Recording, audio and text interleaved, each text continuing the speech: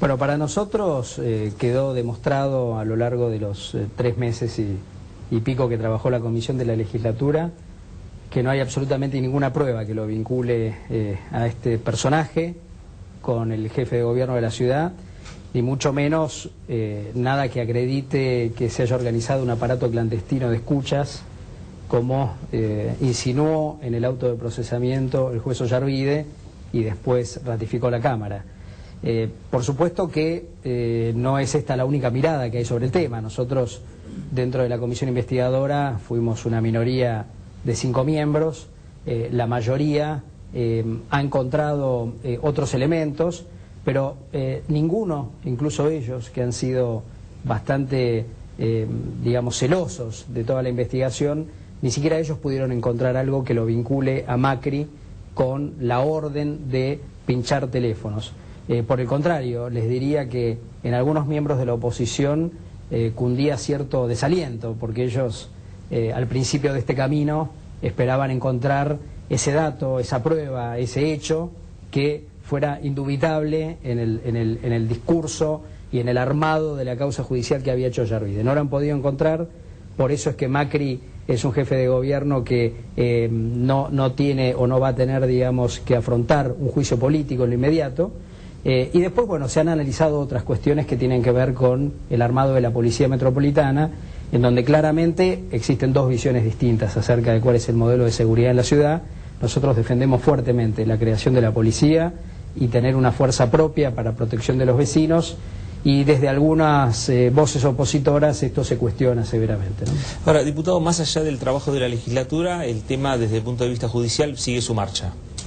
Claro, sigue su marcha con algunas novedades que son demasiado jurídicas, ¿no? Sí. Como un fallo del Tribunal de Casación ordenando a la Cámara Federal que revise el procesamiento de Macri por entender que no habían sido establecidas determinadas razones o no habían sido atendidos determinados pedidos de la defensa técnica del ingeniero, como ser esta cuestión de que Ollarvide habría prejuzgado. Ustedes se acuerdan que Ollarvide todas las mañanas salía a la puerta de su casa y se mandaba una conferencia de prensa, y ahí generalmente se iba de boca, como lo ha hecho durante tanto tiempo. Bueno, todo esto fue argumentado por la defensa del ingeniero Macri, y Casación le ha dicho a la Cámara que ese tema lo tienen que analizar, con lo cual estaría latente la posibilidad de que fuera apartado de la causa.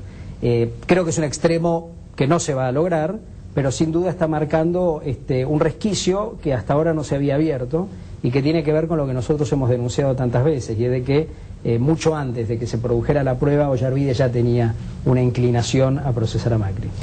Y más allá de Siroyen y este proceso, estamos en épocas de balances, evidentemente, ¿no es cierto? ¿Cómo concluye el año legislativo en la ciudad? A ver, fue un año complejo. Yo podría decir, comparándolo con otros años parlamentarios, que tal vez ha tenido menos producción legislativa, pero mucho más lucha política, mucho más roce político, mucho más discusión de tipo político, a partir, bueno, de esta causa que estamos hablando ahora y de otras cuestiones que indudablemente han alterado la agenda parlamentaria. A pesar de eso, la legislatura siempre, todos los años, promueve algunas leyes interesantes. En la sesión de los otros días habrán visto esta ley que declara a Buenos Aires 100% libre de humo. Sí. También se aprobaron otras leyes a lo largo del año muy importantes, pero a diferencia de otros años, en este ha estado más presente la discusión política y en particular, digamos, el eje sobre la gestión de Macri y el tema de la seguridad.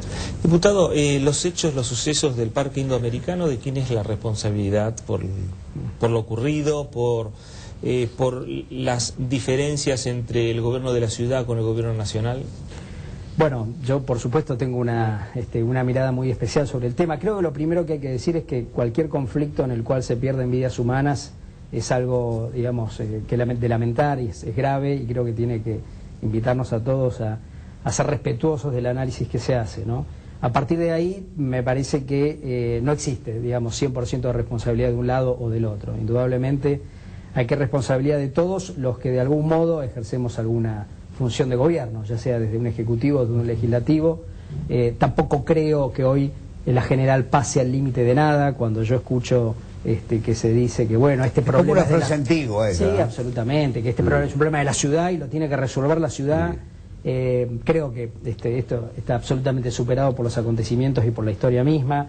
Entonces, si coincidimos en esa plataforma de análisis, creo que esto sale de la escala local. Digamos, vos no podés atender un déficit habitacional de 500.000 viviendas con un presupuesto local de una administración local. Esto tiene que ser el esfuerzo mancomunado de varias jurisdicciones. Me viene a la memoria, ustedes se recordarán bien, el Fondo de Reparación del Conurbano. Más allá de los manejos y las discusiones que hubo sobre cómo se gastaron los fondos, fue de algún modo entender que había una problemática instalada en una provincia, pero que era originada o que había encontrado su origen en realidades locales que en ese momento confluían en un único distrito. Pero no era solo el problema de la provincia.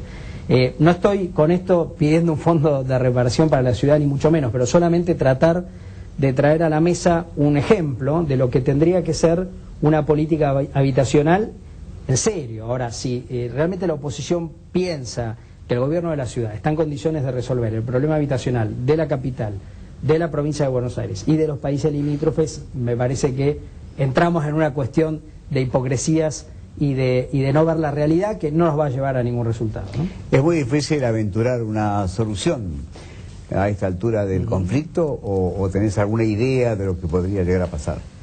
Yo veo muy difícil la solución y veo el asunto con mucha preocupación, al menos así lo vemos desde el PRO. Creo que ha habido mensajes equivocados desde algunas esferas del poder.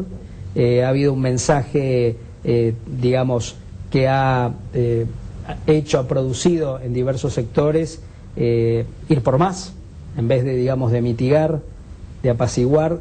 Se ha dado la sensación de que esto podía seguir repitiéndose y que las fuerzas de seguridad no iban a intervenir.